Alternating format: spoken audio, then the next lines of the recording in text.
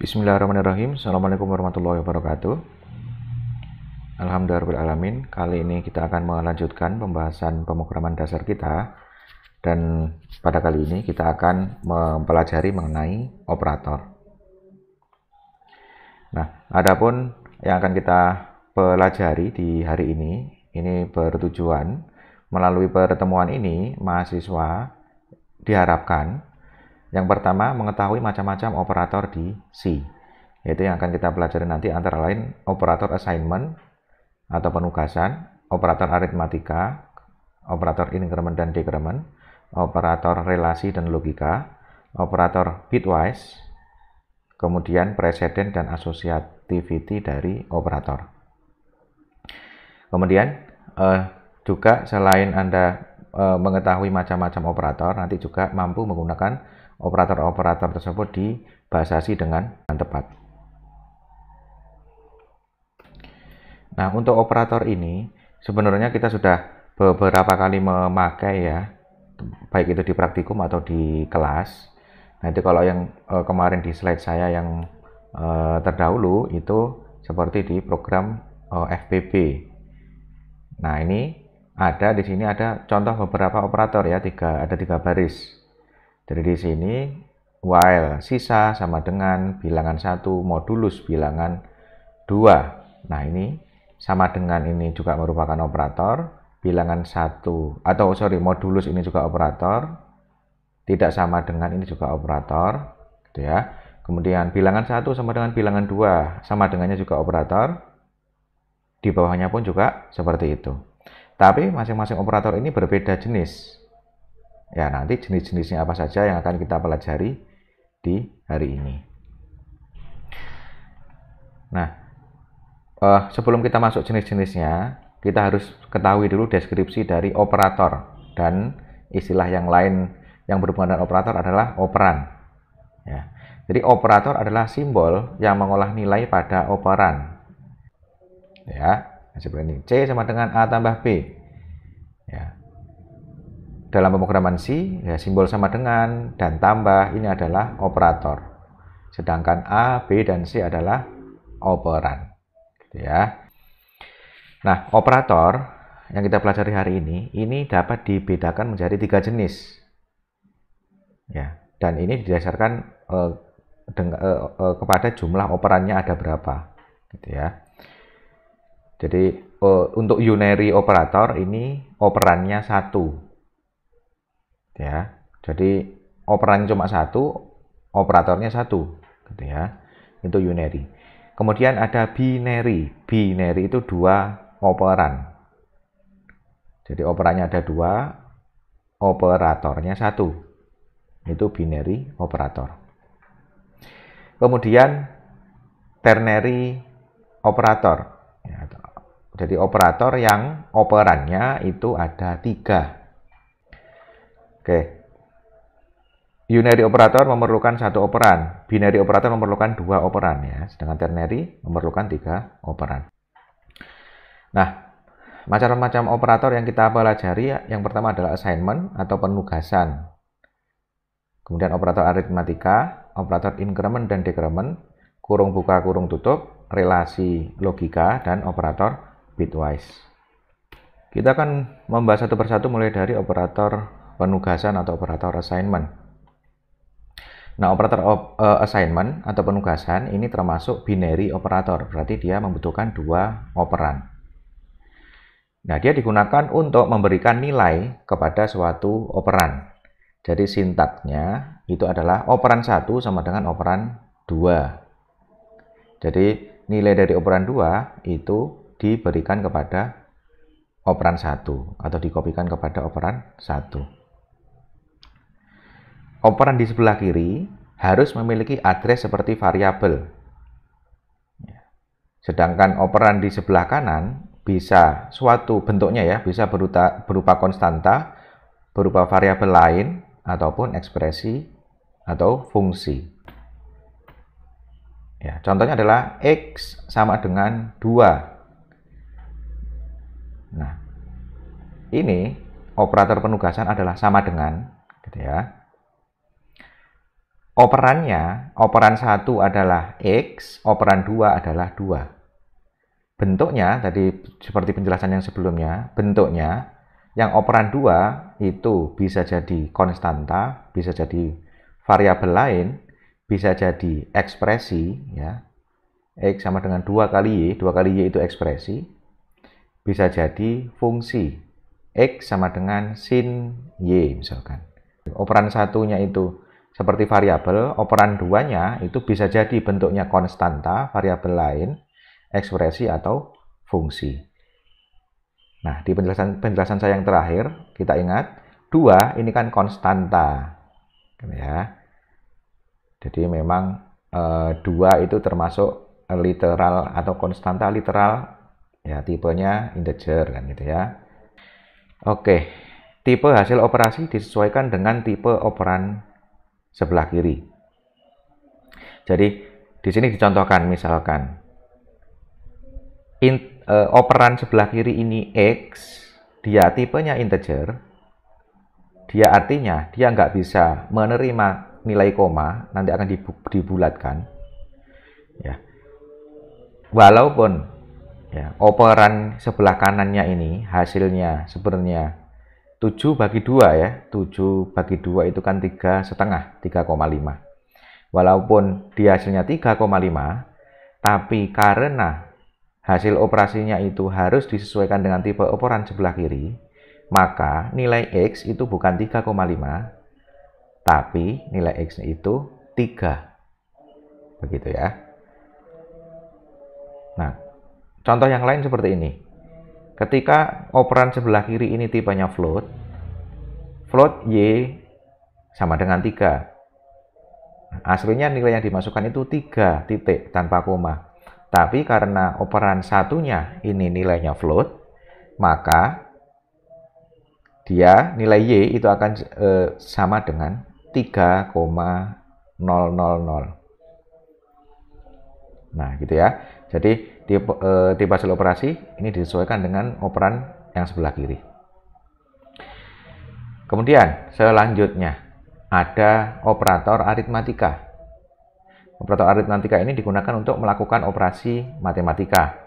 Contohnya ya, tambah, kurang, kali, bagi, modulus, increment, decrement, dan tanda kurung.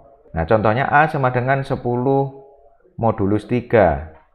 Berarti nilai A adalah berapa? 10 bagi 3 itu. Dapat 3 kan? Sisanya berapa? Sisanya 1. Berarti nilainya adalah 1. Nah, jadi sisa bagi. X sama dengan 2 tambah 3 kali 5. Tanpa tanda kurung. Itu kan didahulukan kan 3 kali 5-nya dulu ya. Nah, tapi karena ada kurung, 2 tambah 3-nya, itu yang didahulukan. Nah, kita akan bahas mengenai operator aritmatika, ya, terutama yang mungkin dulu belum dapat gitu ya. Yang pertama adalah modulus, simbolnya adalah persen, modulus atau modulo ya. Termasuk binary operator, berarti operannya ada 2 untuk mencari sisa hasil bagi. Ya. Nah, ini penggunaan secara khususnya, ini kalau modulus 2, ini dapat digunakan untuk menguji apakah nilai integer n itu genap atau ganjil. Jadi n modulus 2, kalau hasilnya 0, ini berarti dia nilai genap. Kalau hasilnya 1, n modulus 2 hasilnya 1, ini berarti dia nilai ganjil. Kemudian operator increment dan decrement. Simbolnya adalah plus-plus dan min-min. Dia termasuk unary operator. Apa tadi artinya unary? Dia adalah operator yang hanya membutuhkan 1 operan. Ya, jadi tidak membutuhkan 2 operan, tapi hanya 1 saja. Plus-plus ini fungsinya adalah menaikkan, dan min-min fungsinya menurunkan nilai variabel dengan 1. Jadi tambah 1 gitu ya. Jadi dinaikkan 1 atau diturunkan 1. Posisi plus-plus atau min-min ini bisa di depan angka atau di depan operan atau di belakang operan. atau variabel gitu ya. Nah, kita lihat contoh n++. Ini post increment. Plus n, ini istilahnya adalah pre-increment. Jadi n++ dan plus n ini bisa jadi sama, bisa jadi berbeda. Nanti ada konteks pemakaiannya. Kemudian n-min, ini post decrement. Min n, ini pre-decrement. Kita lihat poinnya di bawah. Jika statement increment standalone itu berdiri sendiri gitu ya, maka n++ atau plus n ini nilainya akan sama saja gitu ya, dengan n sama dengan n+1. Contoh, kalau dideklarasikan n awalnya itu 2 misalkan, berarti nanti ketika dia melewati n++, nilai n-nya akan jadi 3. Nah, jika statement, tapi itu di konteks yang seperti ini ya, yang standalone.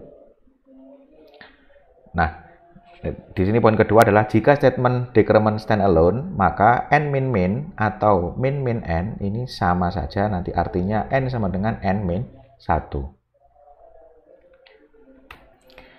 Nah, di sini kita lihat contohnya. Di sini dibuat program sederhana gitu ya. Ditentukan variabel x nilainya 44 dan y juga 44. Kemudian langsung di bawah deklarasi variabel tersebut dibuat ya, dioperasikan plus x. Nah, plus x di sini dia standalone karena dia cuma tertulis plus x saja, nggak ada operasi yang lain. Nah, karena dia standalone cuma plus x seperti ini ya, maka ketika di printf, maka nilai x itu akan menjadi 45. Oke. Nah, jadi di sini yang kedua dioperasikan y++. Di printf, kemudian ditampilkan y-nya, ini ini kursor ya. Jadi y-nya ditampilkan, maka hasilnya akan sama juga 45. Nah, kenapa kok ditunjukkan yang standalone itu hasilnya sama saja? Karena nanti ada konteks yang hasilnya berbeda. Kita perhatikan, jika plus n dan n++ sebagai statement yang terikat dalam ekspresi lainnya atau dia sebagai subekspresi, maka arti keduanya berbeda. Plus n ini artinya n ditambah 1 dulu, baru diproses terhadap ekspresinya. Kalau n++, ini n langsung diproses tanpa ditambah 1 dulu seperti yang atas. Nah, pada saat selesai diproses, ini baru dia ditambah 1. Jadi kalau plus n sebelum diproses, itu ditambah 1 dulu, baru diproses. Nah, kalau n++, nilai n itu ada berapa, tanpa ditambah 1 dulu, dia langsung diproses. Tapi setelah prosesnya selesai, n ini ditambah 1. Ya, itu plus n dan n++. Nah, ini adalah contoh penerapan. Anda nanti bisa coba, ya ini di copy, tapi di sini kan belum ada printf-nya. Anda nanti tampilkan printf-nya. Jadi di sini integer x 44, y 44, integer z sebagai penampung, gitu ya. Operasi pertama, z sama dengan plus x. Tadi kita lihat kalau plus n tadi ya, atau plus x, ini ditambah 1 dulu nilai x-nya, baru dioperasikan ke z atau diassign ke z. Perhatikan di sini z sama dengan plus x. Nilai x berapa di sini? Nilai x 44. Ditambah 1 dulu. Berarti nilainya 45. Nah, 45 ini diassign ke z atau di copy ke z. Berarti nilai x 45 jadinya. Kemudian nilai z jadinya 45. Oke. Jadi nilai z dan x sama-sama 45. Kemudian z sama dengan y++. Nah, kita lihat Z sama dengan Y plus plus.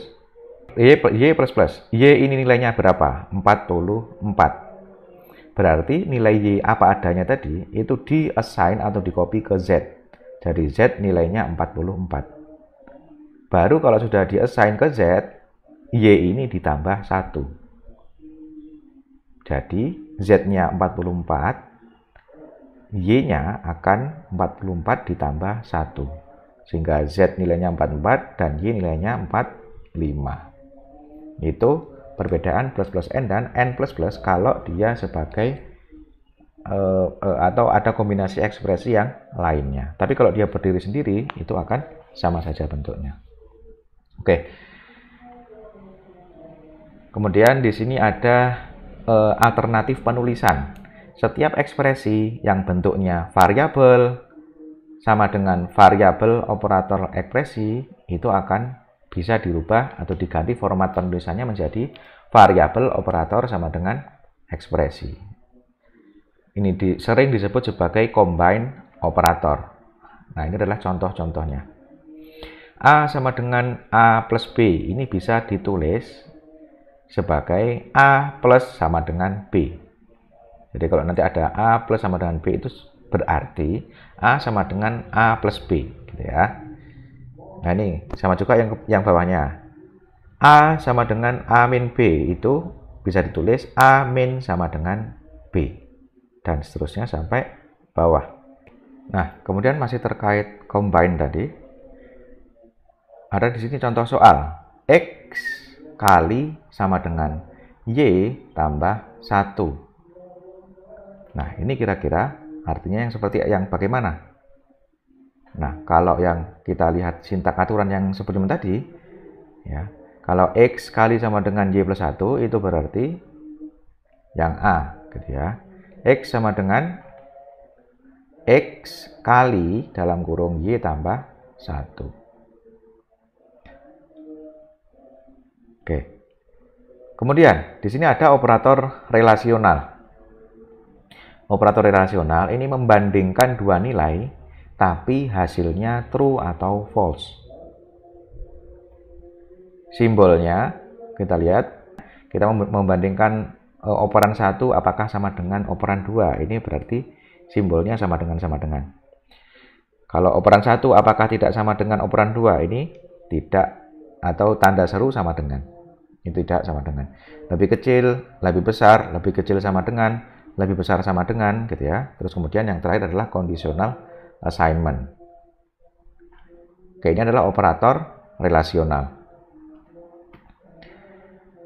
Nah, di sini ada poin terkait operator relasional. True dalam bahasa pemrograman C nilainya adalah tidak sama dengan 0. Jadi kalau true itu tidak sama dengan 0. Tapi kalau false itu sama dengan 0. Nah, sedangkan pada saat runtime itu program C men-set nilai true, gitu ya, itu sama dengan 1, gitu ya. Contoh. Nah, di sini ada program untuk membandingkan.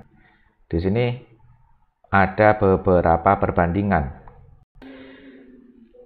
X5, Y6 ini pembandingan pertama, apakah X sama dengan Y, atau jika, ya, F ya, jika X sama dengan Y, maka printf, maka tampilkan X sama dengan Y. Di sini masih ingat ya, %D sama dengan %D itu kan berarti kalau saya bisa nyebut titik-titik sama dengan titik-titik. Nah, titik-titiknya maksudnya apa? Titik-titik yang sebelah kiri ini. Yang paling kiri ya, setelah koma. Terus kemudian titik-titik, maksudnya setelah koma yang tanda petik ini ya. Paling kiri itu adalah X. Kemudian titik-titik yang kedua ini adalah yang Y. Ya, jadi X sama dengan Y kalau dia itu bentuk, kalau dia nanti hasilnya X sama dengan Y. Selanjutnya, apakah jika X tidak sama dengan Y, ya, maka X nanti akan di-print X tidak sama dengan Y. Kemudian selanjutnya, jika X kurang dari Y, maka ditampilkan X lebih kecil daripada Y. Jika X lebih dari Y, maka ditampilkan X lebih besar daripada Y. Jika X lebih kecil atau sama dengan Y, maka ditampilkan X lebih kecil atau sama dengan Y. Dan jika X lebih dari sama dengan Y, maka ditampilkan X lebih besar atau sama dengan Y.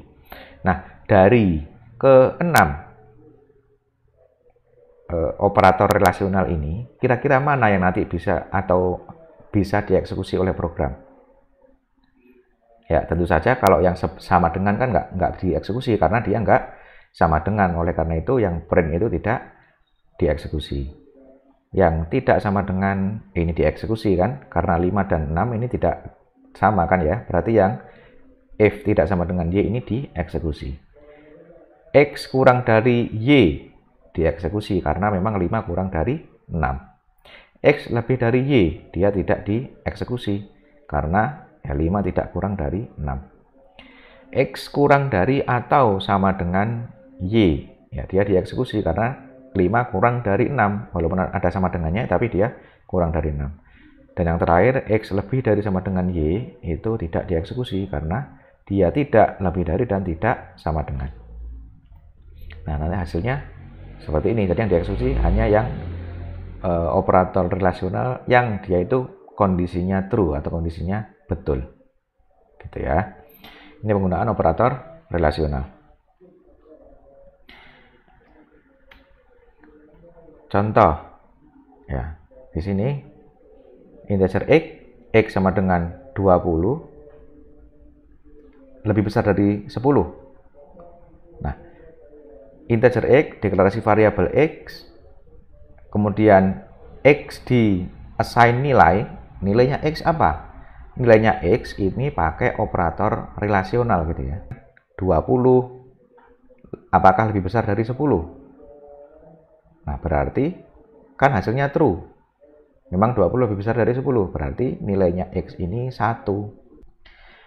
X sama dengan, jadi nilai X itu diassign dari pembandingan apakah 20 sama dengan 10. Hasilnya kan tidak, karena 20 tidak sama dengan 10. Maka X ini nilainya 0. Karena dia false kan ya. 20 tidak sama dengan 10. Ya, berarti X ini false. Atau kalau di angka itu jadi X, nilai X ini jadi 0. Kemudian, yang tadi mungkin belum pernah dibahas atau kita bahas ya. Di sini ada conditional expression.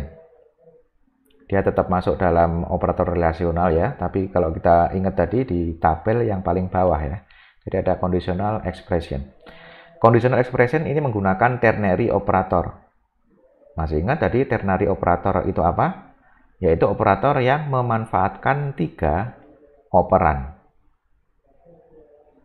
Formatnya atau sintaksnya, ekspresi 1 tanda tanya, ekspresi 2 titik 2, ekspresi 3 titik koma. Artinya apa? Jika ekspresi 1 bernilai true, maka yang dieksekusi adalah ekspresi 2.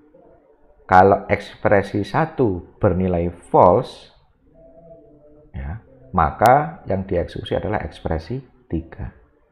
Ya, jadi kalau ekspresi 1 true, yang dieksekusi adalah ekspresi 2. Kalau ekspresi 1 false, yang dieksekusi adalah ekspresi 3. Nah, contoh yang lain atau bentuk yang lain, misalkan ada ekspresi Z sama dengan dalam kurung A lebih besar dari B, tanda tanya, kemudian A titik 2B. Itu berarti artinya, jika A lebih besar dari B bernilai benar, maka Z sama dengan A. Jika A lebih besar dari B nilainya salah, artinya A tidak lebih besar dari B ya, maka nilai Z adalah B. Nah, kita lihat.